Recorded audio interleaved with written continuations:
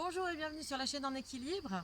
Je suis Virginie, thérapeute énergéticienne et je fais ces capsules vidéo depuis quelques temps pour donner des messages que je reçois de mon intuition et je les partage avec vous. Donc c'est une nouvelle chaîne depuis quelques temps. Si jamais ça vous plaît, vous pouvez vous abonner, vous pouvez liker, commenter et puis ça fait toujours plaisir. Voilà. Aujourd'hui, je vais vous parler de la transmutation, de la transformation et de l'attention aux tout petits.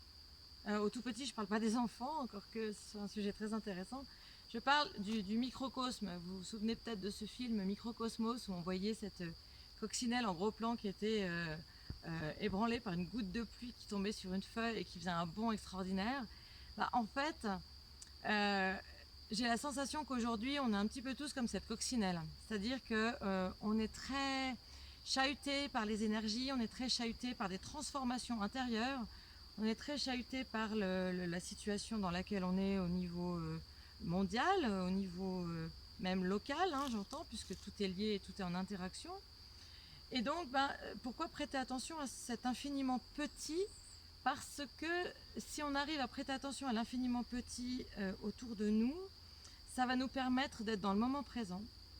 Et ça va nous permettre d'avoir une attention vraiment très centrée sur quelque chose de simple.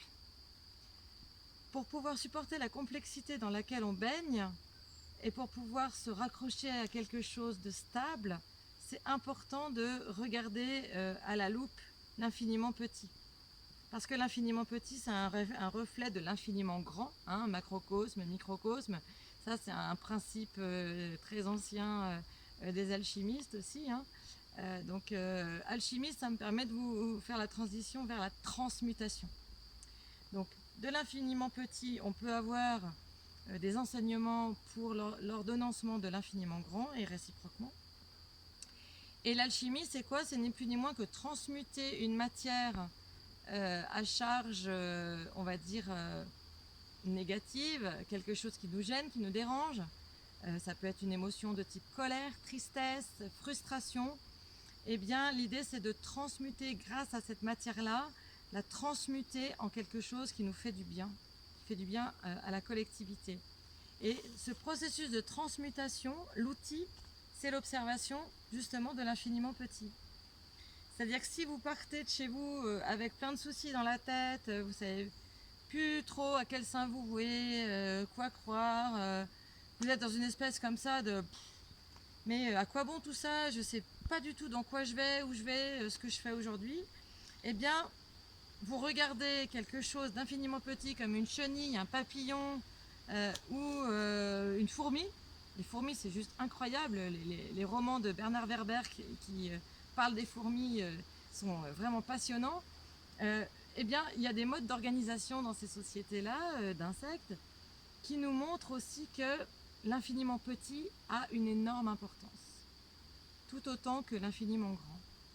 Donc, en portant son attention sur quelque chose qui a l'air tout petit, on va avoir plus de capacité à agir que sur l'infiniment grand.